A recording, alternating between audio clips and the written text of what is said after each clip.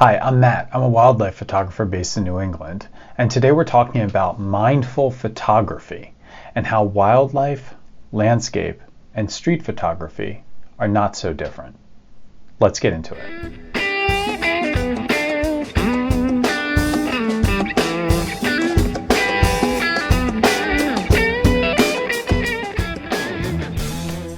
In a previous life, I helped cities develop performance management programs as part of a program called What Works Cities.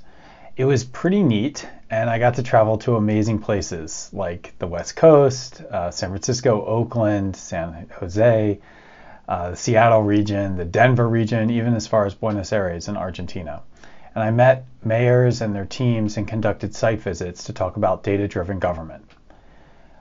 It was a fun job. It was challenging. It required peak performance and to operate at a level of professionalism, often as one of the youngest people in the room, talking to people about their cities and how they might improve them, but also recognizing some challenges that they face. But it was also very stressful. And I'd start thinking about each site visit a number of days before the trip, and sometimes I'd spend the entire night before prepping and anxious and not really able to sleep because I wanted to perform at the best of my ability, and I also dreaded public speaking at the time. And it's funny, I remember this routine from Jerry Seinfeld's stand-up. I really loved his HBO special when I was a kid, but he talked about the number one fear for Americans was public speaking. And he made the joke that at a funeral, you'd rather be in the casket than giving the eulogy. And that stuck with me because I think I connected with that on a personal level. And in 2015, I was on a trip to meet the mayor of San Francisco, a guy named Ed Lee, who's since passed, and I was meeting with his team to talk about our work. And I took up a friend's recommendation to listen to Dan Harris's book. He had an audiobook version of his book called 10% Happier. And I didn't know who Dan Harris was at the time, but it turns out he was an ABC reporter who had this very famous meltdown, people described it as, but really an anxiety attack on air, and left the business and ended up taking up mindfulness and meditation, and then wrote this book about it. And he was exactly the right kind of skeptical, or at least his voice in the book was the right kind of skeptical I needed to consider this. I gave it a go. I read this book, and on a subsequent flight out to West Coast, I think I was visiting Oakland, I also downloaded his app, which was called 10% Happier, which had some meditations built in, some interviews that he was doing with people. And I also downloaded the app Headspace. It was the first time I downloaded that. It was 2015. It had just come out.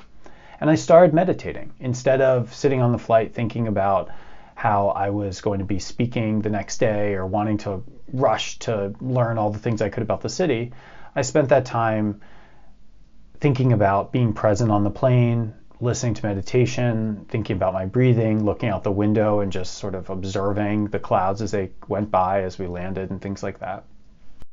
And it helped.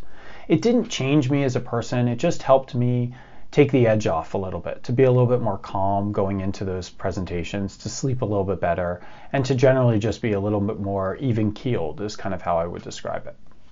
Well, fast forward to today. I'm no longer giving public speaking events, at the mayor's office, but I am presenting my research on transportation, active mobility all the time, and I'm out there talking to reporters when I get interviewed about my research, and I'm often doing sort of public presence, public presentation. In addition to that, I am a toddler dad, and there are a lot of constraints on my life that make life in many respects more stressful now than it was back in 2015. And of course, living through a global pandemic hasn't helped any of us. But over the past couple of years, I've come to think about photography as a version of meditation. So let me explain this. What is mindfulness meditation really? Susan Westbrook, who's a retired physician at Harvard, she had this to say about what mindfulness is. She said, mindfulness teaches you the skill of paying attention to the present by noticing when your mind wanders off.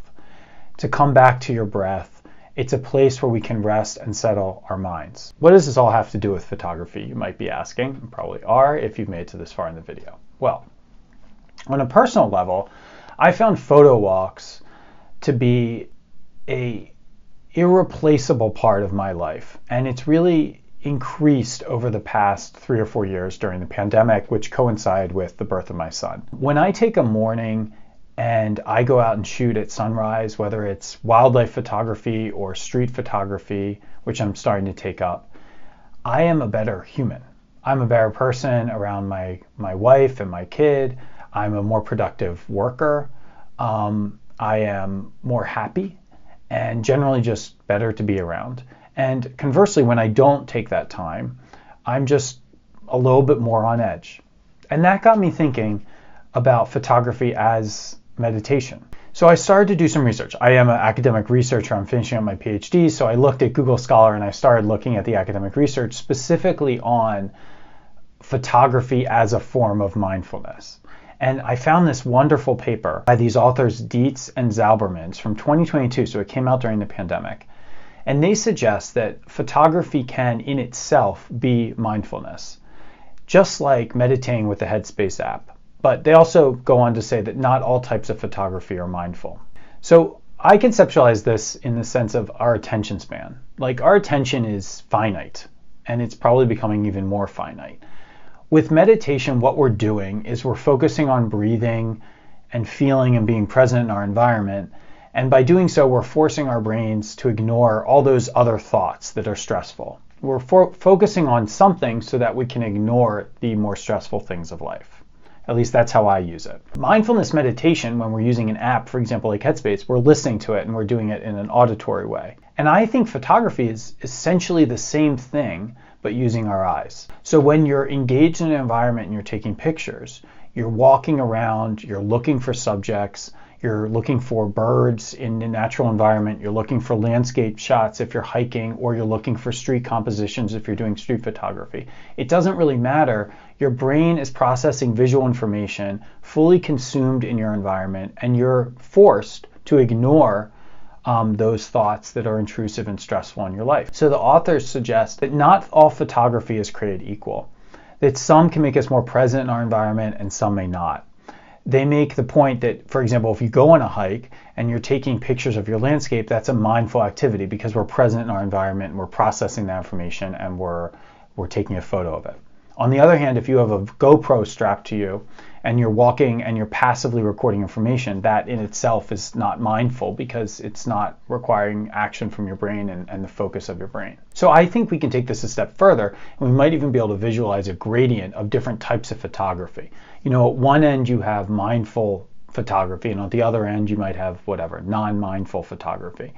And things at one extreme, like, for example, going for a nature walk or a streetscape walk and being in that environment, taking pictures, that's very mindful. And at the other end, taking selfies at a party is probably not mindful at all. And I think certain types of activity, like sitting in a hide, for example, for wildlife might be somewhere in the middle, or commercial portrait work, you know, might be edging towards not mindful, but still a little bit more mindful than taking selfies because you're very present in your environment and you're with your subject. So we might imagine a gradient and plotting all different types of photography on that gradient. But the authors go on to say that the purpose of our photography is also relevant. And they point out two potential threats to the mindfulness ability of photography.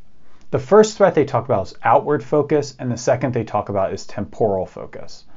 Outward focus is when our attention is focused outward socially. So the easiest example of this is for, taking a picture for the purposes of posting on Instagram. For example, if you're in a mindful environment, you're taking pictures and stuff like that, but you see an interesting subject and you think, oh, this is going to be sick, I'm going to post this on Instagram, you're already starting to walk away from the mindfulness potential of that experience. It's also introducing stress like social comparativeness, comparing ourselves to others and things like that are counterproductive for mindfulness. The other one, it's a little bit more nuanced, this temporal focus one, I thought was interesting. And the idea here is that if you're taking pictures, the purpose again is documentation, then you're less engaged in the presence and the temporal present. So by thinking about, I need to capture this so I can document it so it's there for future people or for me, even myself, to look at, automatically you're thinking about the future and not able to be present in the environment. That's the argument. So as I understand it, at least. So I think that's kind of interesting too, It's again about the environment that you're in and also being present in that environment. So ultimately, I think many forms of photography are themselves inherently mindful. Certainly landscape photography, wildlife, and street photography are, as a few examples. And I don't think it's a surprise that many of us are more interested in these forms of photography during the pandemic, during these periods of societal shock when we're all very stressed out. Taking time away from daily life, or more importantly, or more maybe accurately, incorporating these mindful photography experiences into our daily life can help address and moderate those stresses that we experience. And in doing so, I think we can all be better humans to each other and to ourselves. And I think it's beautiful that photography, this form of art, can provide this mental health benefit as well. And I'm sure this video went a little bit long, but I hope it's valuable to you. It's been, as I mentioned, a phenomenal and indispensable part of my life over the past 3 or 4 years. Just being out doing meditative photography, as I've come to realize it is. So like the video if it's helpful, subscribe to my channel. I'm trying to grow, so I appreciate the support. But most importantly, get outside and in your environment, whether it's street or nature, and bring your camera and enjoy the health benefits and the mental health benefits of being present in your environment and taking pictures. So be well, take care, and see you in the next video. Bye-bye.